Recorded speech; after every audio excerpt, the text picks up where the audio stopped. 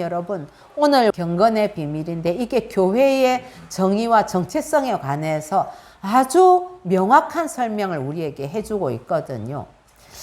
오늘 본문으로 들어가서 14절에 보면 내가 속히 내게 가기를 바라나 이것을 내게 쓰는 것은 15절 앞부분에 보면은 만일 내가 지체하면 너로 하여금 뭐 이렇게 알게 하려 합니다. 이렇게 이제 이야기를 하고 있습니다.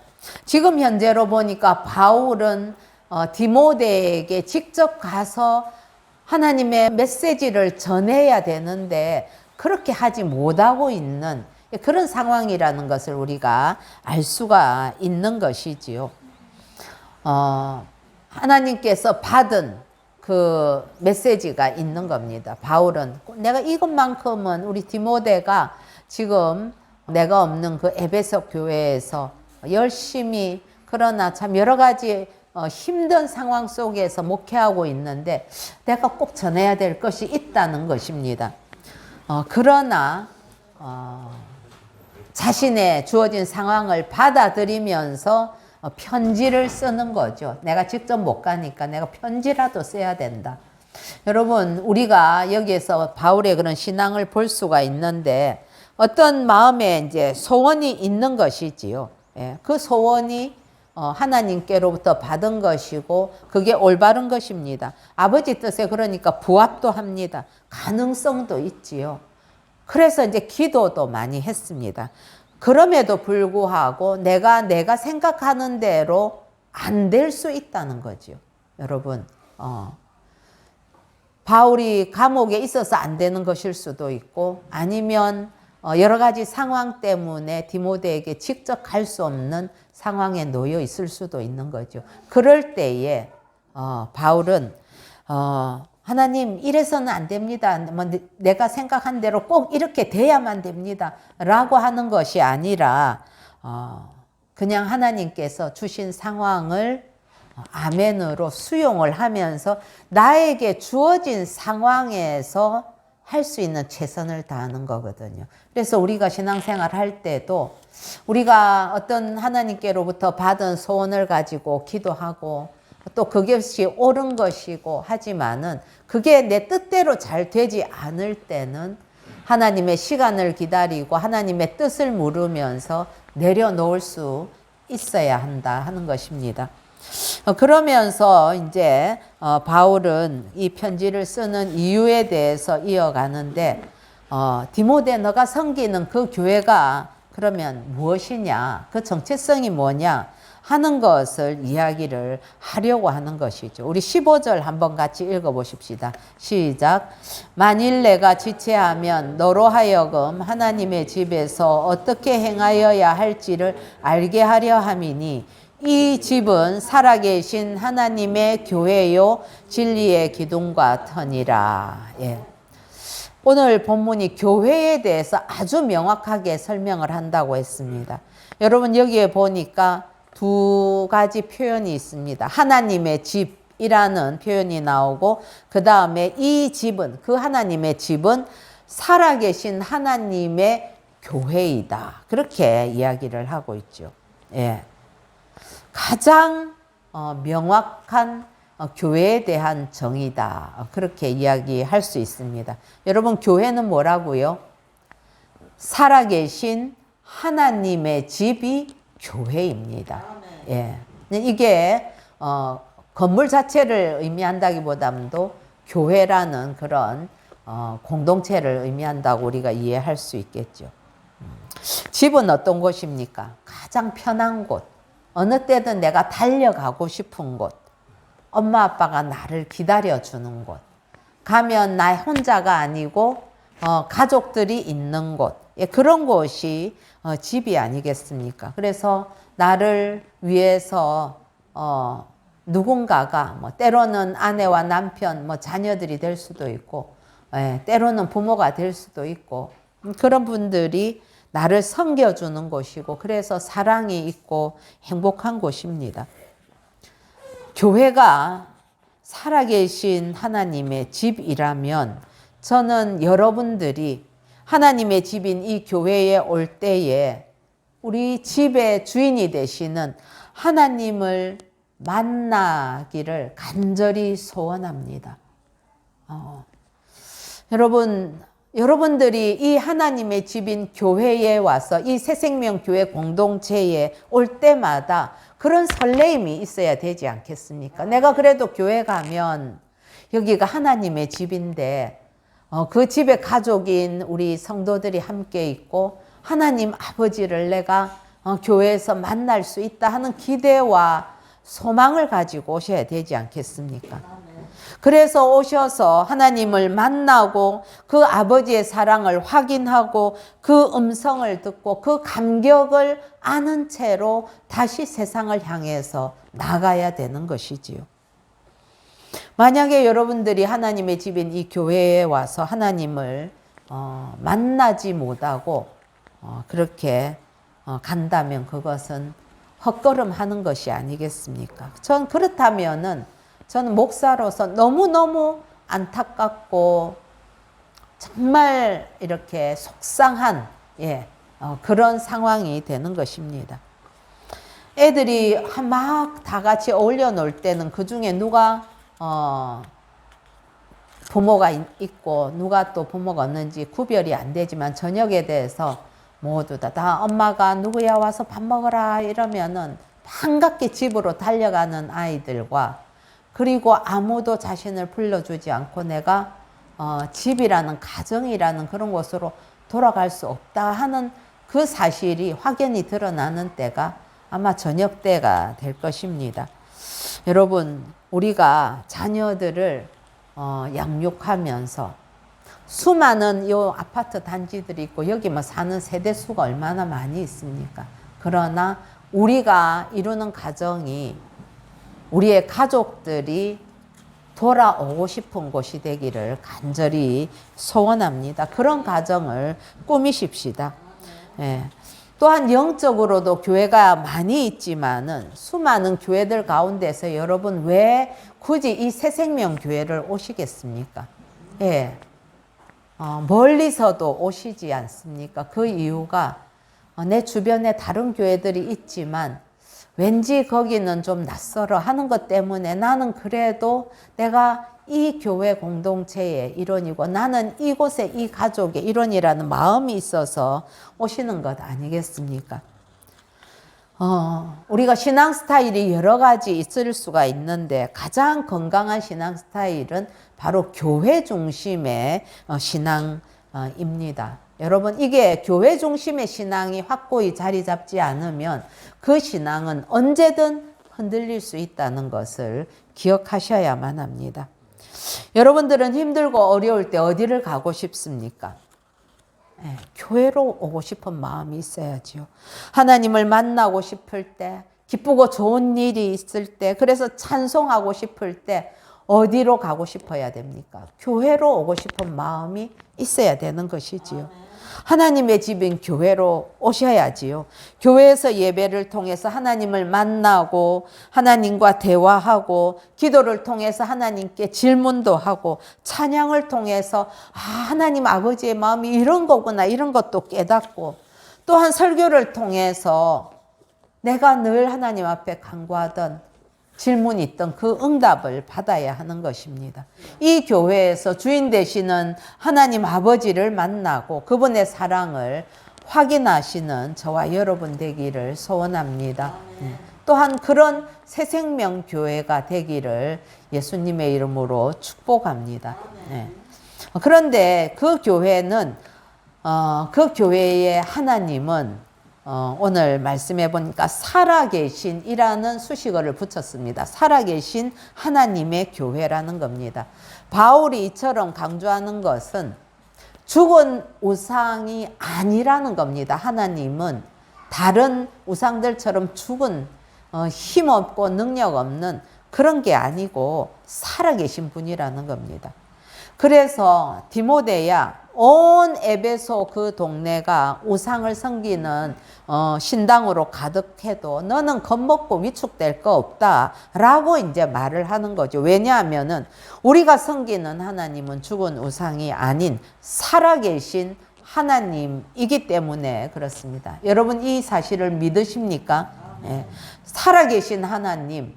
저는 하나님이 살아계신 하나님이어서 너무너무 좋습니다. 예. 살아계신 하나님. 교회는 살아계신 하나님의 집입니다.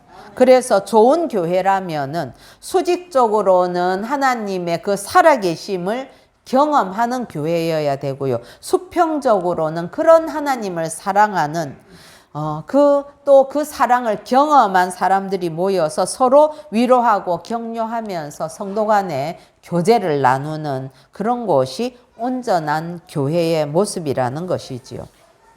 왜 살아계신 교회라고 하는가? 왜 그 당시에 교회는 소수이고 에베소 교회에 많은 사람이 있다 할지라도 아직도 초기의 교회의 형태이니까 거기는 얼마 되지 않는 숫자이죠. 그러나 그 바깥에 에베소가 큰 도시인데 다른 모든 곳에는 완전히 아데미 신전 중심으로 움직여지고 있었거든요.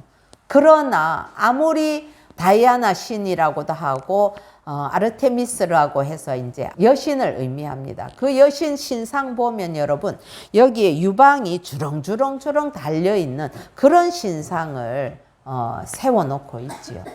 커다랗게 기둥도 세웠습니다. 그럼에도 불구하고 그런 신상은 다 인간이 만든 실존하지 않는 가상의 죽은 신이라는 겁니다. 그러나 하나님은 어떤 분이십니까? 살아계신 분입니다.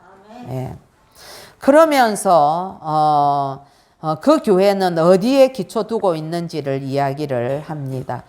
우리 하반부에 보면 이 집은 살아계신 하나님의 교회요 진리의 기둥과 터니라 이렇게 이야기를 합니다. 즉 교회의 기초가 무엇인가 하는 것이지요.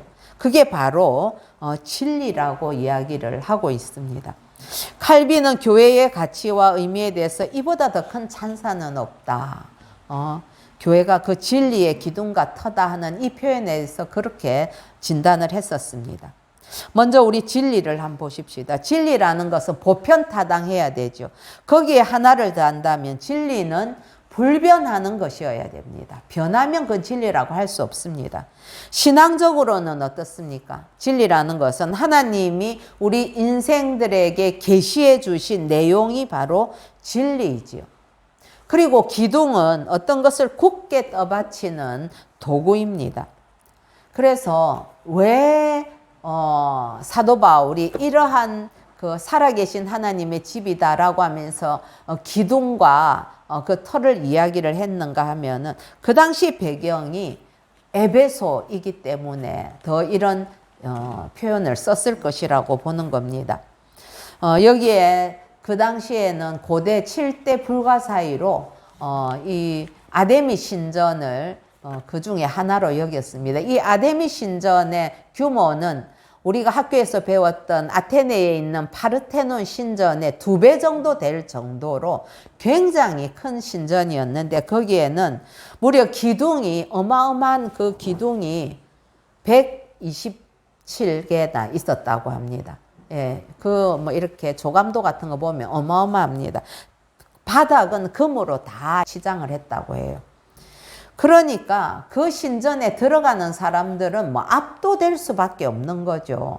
야, 우리 인간이 이렇게 아데미 신을 믿고 숭상하는 사람들은 이렇게 어마어마한 기둥 127개를 세워가면서 그 어마어마한 지붕을 떠받치게 하면서 이런 거를 만들 수 있는 거네. 야, 이 신 대단한 신이네. 그렇게 사람들은 그 신에게 다 압도되었던 것입니다. 예. 디모데가 바울 스승이 없는 에베소 교회를 맡아서 얼마나 마음이 버거웠겠습니까? 목회를 하면서 안으로도 여러 가지 공격이 있지만은 바깥에 세상에 나가보면 그 에베소 교회를 나오는 교인들이 문 밖에만 나가면 그 어마어마한 높은 곳에 있는 어디에서든지 보이는 그 아데미 신전을 늘 보면서 살아가고 있는 것이거든요.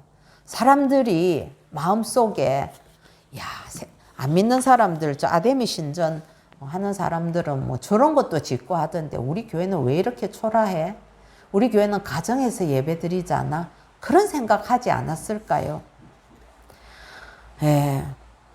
그러나 여러분, 이 교회라는 것은 그런 것들로 우리가 가치를 매길 수 있는 것이 아니죠. 바울은 디모데에게 그렇게 얘기합니다. 야, 그거 아무리 아데미 신전이 화려해봐야 그건 죽은 우상이야. 우리가 섬기는 이 교회는 규모는 빈약하고 비교할 수 없이 작아 보이지만 여기는 살아계신 하나님을 섬기는 집이야. 하나님의 집이란다. 그 하나님은 살아계신다. 겁먹지 말고 기죽지 말라. 돌로 아무리 크게 그 기둥 높이가 어마어마하거든요. 그런 걸로 기둥을 막 127개나 세워놨다고 하더라도 그 기둥 무너지면 그 모든 신전이 다 함께 무너지고 마는 거야. 참된 진리가 교회를 세우는 기둥이지 돌로 만든 기둥이 참된 기둥이 될 수 없다라는 것을 이야기를 하는 거죠. 그러면서 영원한 진리, 불변하는 진리, 하나님의 말씀으로 주어진 그 진리가 교회의 진리이고 교회를 떠받치는 기둥이라는 것을 의미합니다. 영원히 무너지지 않았을 것 같던 그 아데미 신전의 기둥은 지금은 몇 개 남았을까요? 예. 온전한 기둥 끝까지 있는 거는 지금 2개인가 있더라고요. 나머지는 기둥 뭐 밑에 거 조금 남아있고 다 폐허가 되고 말았습니다. 그러나 여러분, 그 시대에 에베소로부터 시작했던 살아계신 하나님의 집인 교회는 지금 2000년이 넘도록 세계 곳곳으로 퍼져서 남아있는 것입니다. 이게 살아있는 또한 교회가 되는 것이죠. 그래서 교회는 인간의 모임이나 종교적인 만족감 위해서 사상이나 이데올로기 위해서 세워진 게 아닙니다. 교회는 진리의 마지막 보루가 되는 것입니다. 하나님께서 그 당신의 진리를 교회에 위임하셔서 교회는 진리를 소유했고 세상에 그 진리를 전하는 것이죠. 여러분, 교회가 없다면 이 암흑과 같은 세상에 진리를 전할 기관이 어디에 있겠습니까? 교회가 없으면 어디에 가서 여러분이 하나님의 진리의 말씀을 들을 수가 있단 말입니까? 세상에 아무리 화려한 건물이 많아도 교회가 없다면 세상을 밝히는 그 진리의 빛이 사라지게 되고 영적으로 암흑 세상이 되고 말 것입니다. 소망이 없어집니다. 그래서 교회가 뭐 이렇다 저렇다 세상이 아무리 비아냥거려도 교회만이 여전히 세상에 소망이라는 사실을 붙드시는 저와 여러분 되시기를 소원합니다. 교회는 진리의 기둥과 터입니다. 진리의 최후의 보루가 교회입니다. 그래서 교회의 사명은 무엇인가 하면 가장 우선적인 사명은 진리를 선포하는 것입니다. 예. 그 진리를 알고 깨닫고 따르게 하는 것이 교회의 가장 우선되는 사명이지요. 교회가 해야 되는 여러 가지 역할들이 있습니다. 구제, 교육, 선교, 뭐 다른 것들 다 좋습니다. 그러나 선교도 그렇고 뭐 교육도 그렇고 결국은 이 진리의 복음을 선포하고 가리키기 위한 하나의 방식이 되는 것입니다. 여러분, 그래서 교회가 아무리 작고 초라해 보여도 진리를 선포할 때에 그 교회는 능력 있는 교회가 되는 것입니다. 그렇다면 이 교회가 서 있는 진리의 핵심 내용이 무엇인가 하는 거죠. 우리 16절 같이 읽어보십시다. 시작. 크도다 경건의 비밀이여 그렇지 않다 하느니 없도다. 그는 육신으로 나타난 바 되시고 영으로 의롭다 하심을 받으시고 천사들에게 보이시고 만국에서 전파되시고 세상에서 믿음 바 되시고 영광 가운데서 올려지셨느니라. 여러분, 진리를 설명하는데 그 진리가 누구에 대한 설명으로 집중되고 있습니까? 그는 하면서 그 한 인격을 이야기하고 있는데 그 바로 예수 그리스도이십니다. 우리 16절 그는 하는 육신으로 나타난 바 되시고 이거 성육신 하신 거 의미하지요. 영으로 의롭다 하심을 받으시고 이런 것이 예수님의 그 십자가의 대속 죽으심과 그리고 또 천사들에게 보이시고 이런 것들은 다 죽으심과 부활과 또 만국에 전파되시고 이 복음이 하나님의 놀라우신 그 은혜 안에서 예수 그리스도가 만국에 이 복음으로 전파되시면서 사람들이 믿고 구원받는 그런 놀라운 역사가 있고 또 승천하시고 앞으로 오실 것이라는 사실을 이 말씀이 진리의 내용으로 우리에게 가르쳐 주고 있는 것 아니겠습니까? 여러분, 교회는 세상이 갖지 못한 참된 진리를 소유했습니다. 이런 진리 대신 예수 그리스도를 세상은 소유하지 못합니다. 그러나 교회가 그 참된 진리를 소유했는데 그 진리의 핵심은 바로 예수 그리스도이시고 그 구체적인 예수 그리스도 위에 그 진리 위에 교회가 서 있다고 바울이 감격하면서 외칩니다. 16절 앞부분에 그래서 감탄하지요. 이 문체가 크도다 경건의 비밀이여 그렇지 않다 하느니 없도다. 이 아주 감탄하는 문장입니다. 여러분, 경건이 무엇이겠습니까? 경건은 바로 교회가 살아계신 하나님의 집이고 교회는 그 진리 위에 서 있고 진리의 핵심은 예수 그리스도이시다 하는 이 내용을 믿고 고백하고 받아들이면서 그 진리에 사는 것이 경건입니다. 여러분, 경건이라는 것이 우리 경건이라는 이 단어를 생각하면 괜히 거룩하게 성경책 딱 끼고 검정옷 딱 입고 아니면은 막 거룩하게 기도하고 뭐 이런 모습만 그런 어떤 형태로 우리가 경건을 인식할 때가 많이 있습니다. 그러나 여러분, 경건은 그런 것이 아니죠. 우리가 요즘은 흔히 영성이라는 단어를 많이 쓰는데 영성이란 단어 자체는 성경에는 없습니다. 그러나 이 영성이란 단어는 최근에 이제 많이 쓰기 시작한 단어인데 그러나 성경은 그 영성에 관하여서 무엇으로 표현하는가? 경건이라는 단어로 표현을 하고 있는 것입니다. 여러분, 이 우리가 금방 성경에서 이야기했던 이 교회에 관한 그 정체성, 정의, 그리고 그 핵심이 되는 진리의 핵심 되는 예수 그리스도, 그것을 믿는 믿음 위에서 살아가는 게 경건이라는 것입니다. 그래서 이 경건의 비밀이여 이러면서 앞에다가 뭐라고 합니까? 크도다 이렇게 하잖아요. 이런 것이 이 신앙생활을 하는 것이 결코 작고 초라한 것이 아니라고 외치는 겁니다. 여러분, 저와 여러분이 지금 예수 믿고 이렇게 주일마다 나와서 예배드리고 또 우리 삶 가운데서 말씀을 의지하고 기도하고 찬송하고 일하는 이 모든 이 믿음 안에서 살아가는 이 경건 결코 적은 것 아닙니다, 여러분. 그래서 굉장하다, 크다 그렇게 이야기를 하는 것이죠. 여러분, 이 진리의 핵심 예수 그리스도의 복음 안에 얼마나 엄청난 것이 들어있습니까? 거기에 모든 게 다 들어있지요. 그러니까 이 크다고 굉장하다고 말할 수밖에 없습니다.